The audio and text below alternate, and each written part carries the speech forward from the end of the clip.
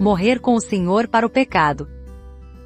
Quando o Senhor Jesus Cristo foi crucificado, ele não apenas morreu pelos pecadores, abrindo-lhes um vivo caminho para que obtenham a vida eterna e se acheguem a Deus, mas também morreu com os pecadores sobre a cruz. Se a eficácia da cruz fosse meramente no aspecto da substituição, para que os pecadores tivessem a vida eterna e fossem salvos da perdição, a maneira da salvação de Deus não seria completa, porque uma pessoa que é salva por crer em Jesus Cristo, veja Atos 16, ainda vive no mundo, e ainda existem muitas tentações. Além disso, o diabo frequentemente a engana e a natureza pecaminosa dentro dela opera continuamente.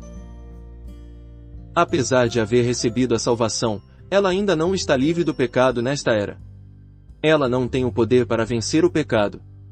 Portanto, em sua salvação, o Senhor Jesus teve de levar a cabo ambos os aspectos, salvar o homem da punição do pecado e também salvar o homem do poder do pecado.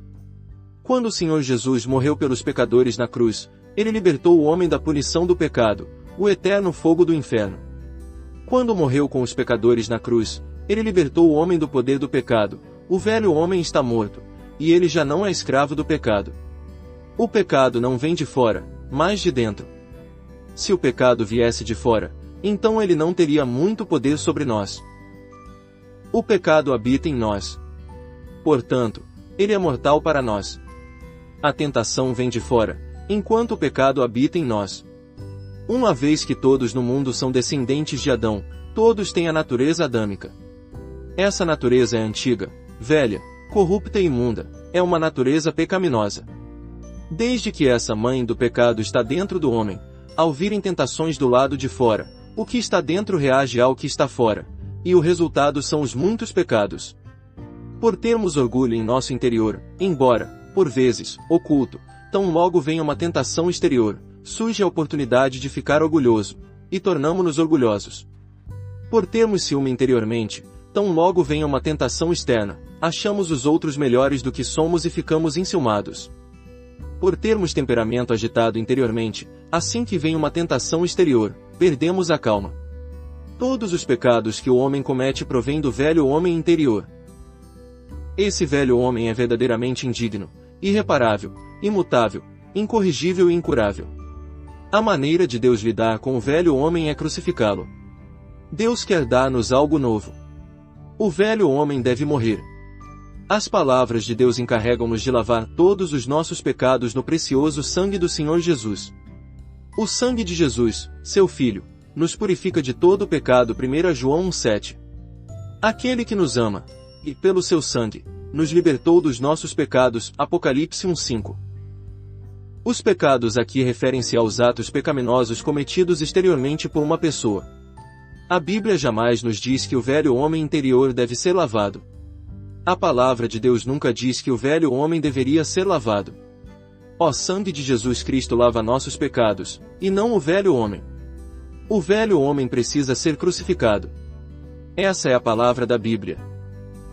Deus realiza tudo nesta era por meio do Senhor Jesus Cristo. Ele precisa punir os pecadores, contudo puniu o Senhor Jesus porque o Senhor Jesus se firmou na posição e em nome dos pecadores. Deus quer que o velho homem morra, mas, em vez disso, fez com que o Senhor Jesus morresse na cruz. Fazendo assim, ele levou todos os pecadores juntamente com o Senhor para a cruz. Primeiro há uma morte substitutiva, a seguir, uma morte participativa. Essa é a palavra clara da Bíblia. Jesus Cristo é o que morreu por todos, logo, todos morreram. 2 Coríntios 5,14. Esse ponto deve ser enfatizado e não deveria ser tratado levemente. Um crente, isto é, uma pessoa salva que confesse que é pecador e que crê em Jesus, deveria lembrar-se que a crucificação de seu velho homem não é uma atividade independente, separada do Senhor Jesus, mas algo feito em união com o Senhor. Quando o Senhor morreu, nosso velho homem morreu juntamente com ele nele. Isso explica o fracasso de muitas pessoas. Muitas vezes os crentes exercitam a própria força para crucificar seu velho homem. Entretanto, descobrem seguidamente que o velho homem ainda está vivo. Eles tentam, na maioria das vezes sem intenção, crucificar o velho homem independentemente, por si próprios, sem Cristo. Isso nunca poderá ser feito. A não ser que alguém morra com o Senhor Jesus, não há crucificação do velho homem. O velho homem é crucificado juntamente com o Senhor Jesus. Não morremos por nós mesmos, pelo contrário, morremos junto com o Senhor.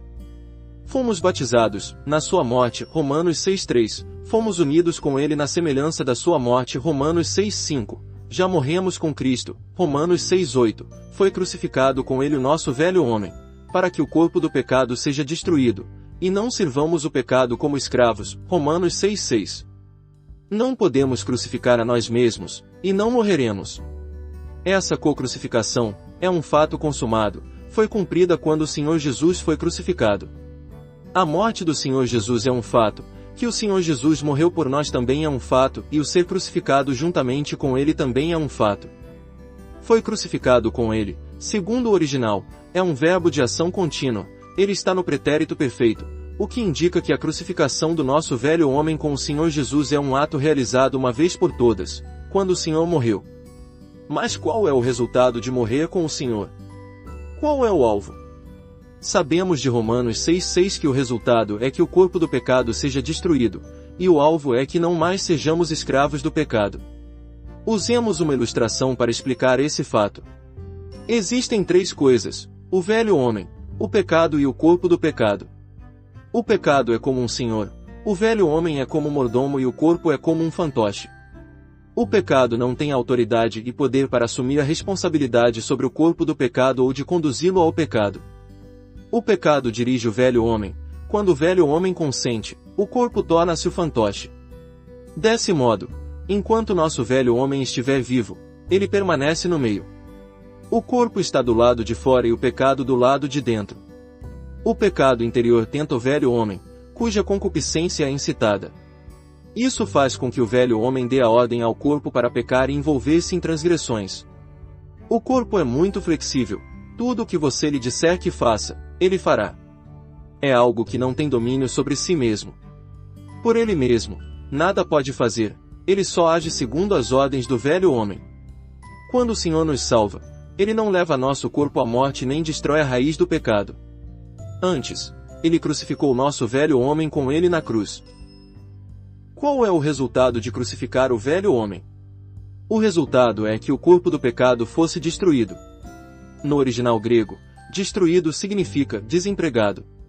Isso quer dizer que sem o velho homem, o corpo do pecado não pode fazer mais nada. Inicialmente, o corpo do pecado funcionava diariamente seguindo as ordens do velho homem.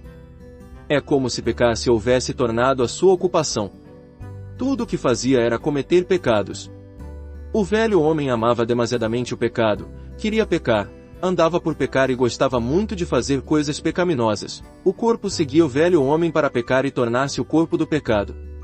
Agora que o Senhor lidou com o velho homem e o crucificou, o corpo do pecado fica desempregado, não há mais trabalho para ele fazer. Quando o velho homem estava vivo, a profissão e a ocupação do corpo do pecado era cometer pecados todos os dias. Graças ao Senhor, esse velho homem sem esperança foi crucificado. O corpo do pecado também perdeu seu trabalho. Apesar de o pecado ainda existir e ainda tentar ser o Senhor, contudo não sou mais seu escravo. Embora vez ou outra o pecado tente energizar o corpo para que peque, ele não pode obter sucesso, porque o Espírito Santo tornou-se o Senhor dentro do novo homem. Como resultado, o pecado é incapaz de ativar o corpo novamente para pecar.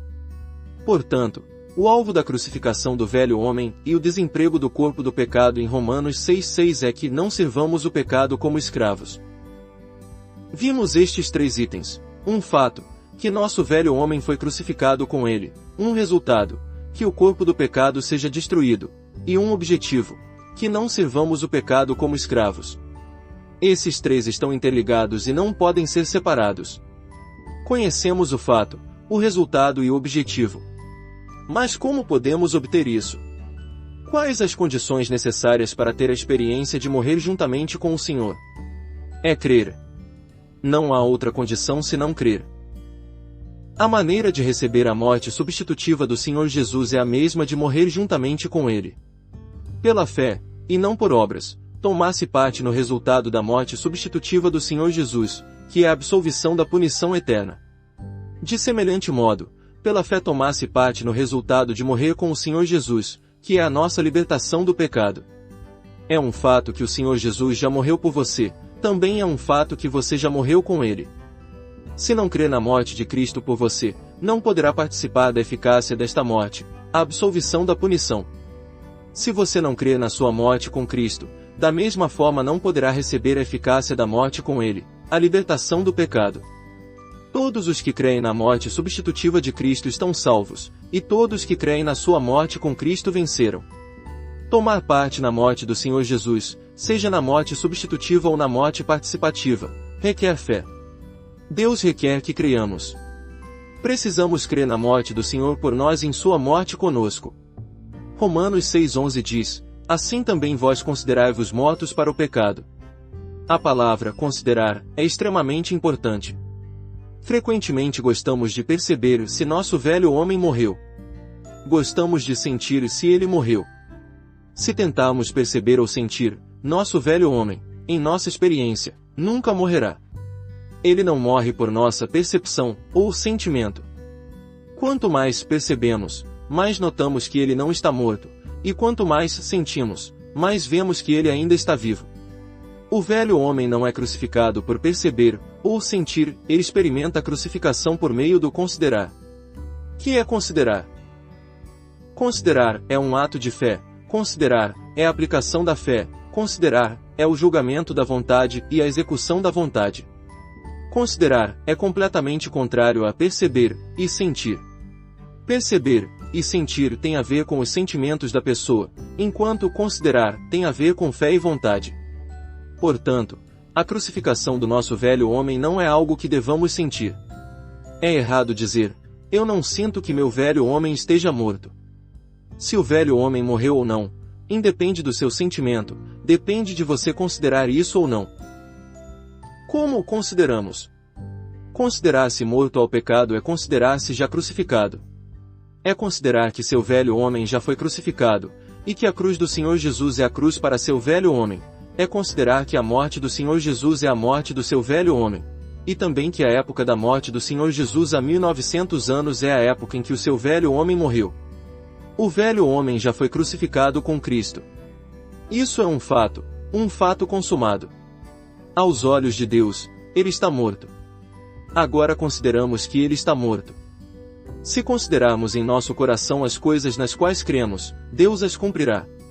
Além disso, deveríamos exercitar a vontade para considerar-nos mortos para o pecado. Se fizermos isso, não mais seremos escravos do pecado.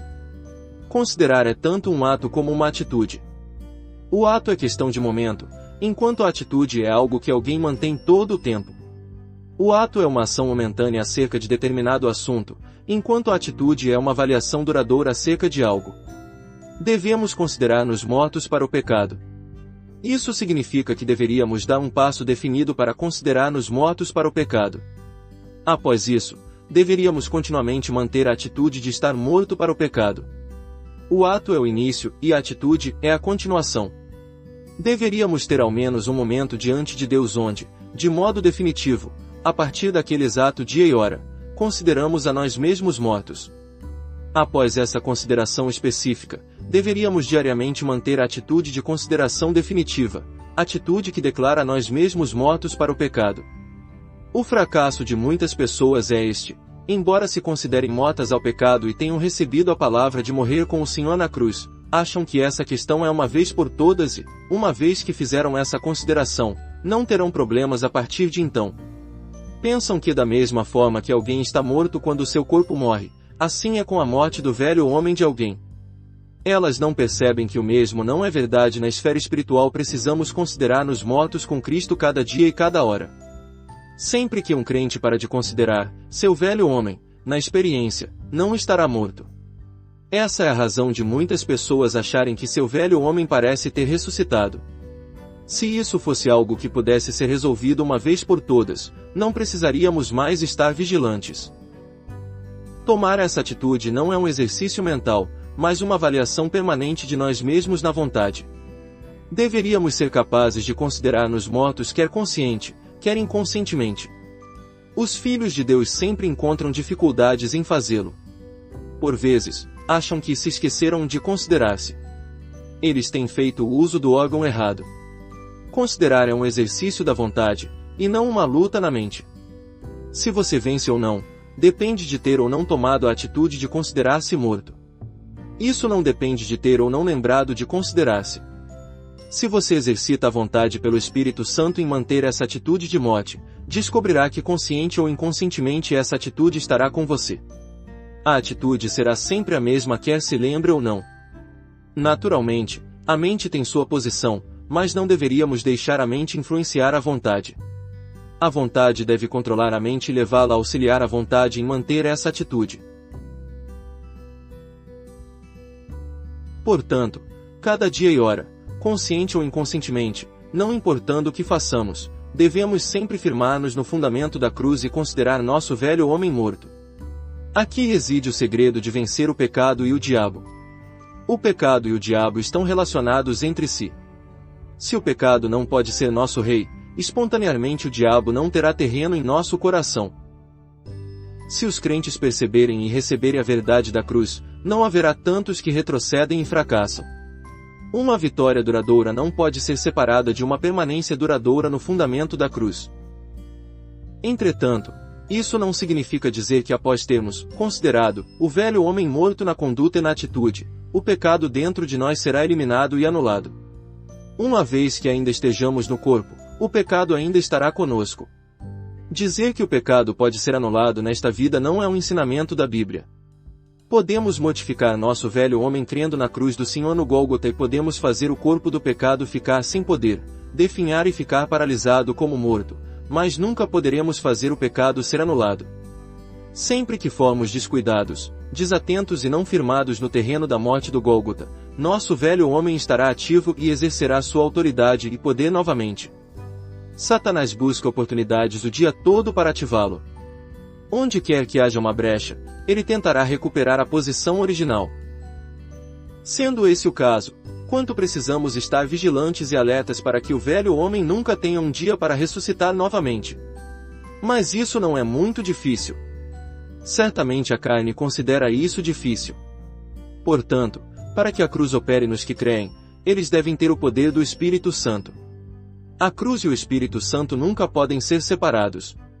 A cruz torna possível aos crentes vencer o pecado, o Espírito Santo torna real na vida dos crentes o que a cruz realizou. Um crente que quer ser libertado dos pecados não deve fazer provisões para a carne, ele deve ser vigilante e estar pronto para pagar qualquer preço. Ele deveria ter menos esperança em si e mais confiança no Espírito Santo. Para o homem isso é impossível, para Deus, nada é impossível. A morte da cruz é diferente de qualquer outro tipo de morte. Esse tipo de morte é o mais doloroso e demorado. Portanto, se verdadeiramente considerarmos-nos mortos e tomarmos a cruz do Senhor como nossa, ela será dolorosa e miserável no tocante à carne. O Senhor Jesus ficou suspenso na cruz por 6 horas antes de morrer, sua morte foi muito lenta. Na vida dos cristãos, as experiências de crucificação pertencem muitas vezes a esse período de 6 horas. Quando o Senhor Jesus estava na cruz, ele tinha o poder de descer se assim desejasse. O mesmo é verdade para os que são crucificados com o Senhor. Sempre que alguém permitir que seu velho homem deixe a cruz, este a deixará. O velho homem está pendurado na cruz mediante a consideração da pessoa. Se alguém mantiver a atitude de que o velho homem está morto, este ficará tão sem forças quanto um morto. Mas uma vez que a pessoa relaxe, o velho homem será ativado. Muitos filhos de Deus frequentemente querem saber por que seu velho homem fica ressuscitando. Eles se esquecem que a morte de crucificação é lenta. Satanás está muito atento, ele aproveita toda oportunidade para ressuscitar o velho homem e fazer com que os crentes cometam pecados. Toda vez que estamos desapercebidos, sua tentação e engano vêm. Quando exteriormente a tentação e o engano vêm, o velho homem em nosso interior é rápido em reagir. Nessa hora, a pessoa deve voltar-se uma vez mais ao fundamento da cruz e uma vez mais considerar-se morta. Ela deve aguardar, por meio da sua consideração, que o Espírito Santo lhe aplique o poder da cruz, até que a tentação perca seu poder de atração. Todo crente deveria ter essa experiência extraordinária. Quando estiver a ponto de ser derrotado, ele deve ir novamente à cruz e considerar-se morto, por meio disso ele provará um poder que entra nele, que o guarda e fortalece para resistir à tentação. Entretanto, não é verdade que algumas vezes consideramos seguidamente e ainda assim não vemos nenhum resultado, e pecamos? Essa é a experiência de muitos. Isso mostra que seu considerar tem algum problema. Se você tiver realmente considerado, certamente encontrará um extraordinário poder que entra em você. Lembremo-nos de que esse considerar não é dizer com a boca, estou morto, tampouco é pensar na mente, estou morto. É o julgamento da sua vontade ao se considerar morto e manter essa atitude de consideração com um coração que crê. Podemos dizer que essa é uma decisão na vontade, por meio da qual declaramos, estou morto. Em outras palavras, primeiro você está desejoso de morrer, então considera a si mesmo morto. Precisamos aprender a considerar com a vontade e com fé. Se realmente nos firmarmos em Romanos 6:11, sempre teremos a experiência de ser libertados do pecado. Quando um crente toma essa atitude pela primeira vez, Satanás tentará de propósito causar um tumulto e fará com que ele sinta que as coisas são difíceis demais para controlar. Nessa hora, ele deve calmamente confiar no Espírito Santo para que aplique nele o poder da cruz. Não se debata, não fique ansioso, não pense que a tentação é grande demais e não superestime o inimigo por causa disso. Você deve considerar-se morto para o pecado. A cruz tem o poder de vencer o mundo. Nas vezes que infelizmente falharmos, deveremos levantar-nos ainda mais e crer mais no poder da cruz. O Espírito Santo conduzi-lo-á para a vitória no Senhor Jesus. Irmãos, o pecado não terá domínio sobre vós, pois estáis debaixo da graça. Romanos 6,14. Extraído do livro, A Cruz, Vatmanei. Inscreva-se no canal Desfrutar é bem melhor.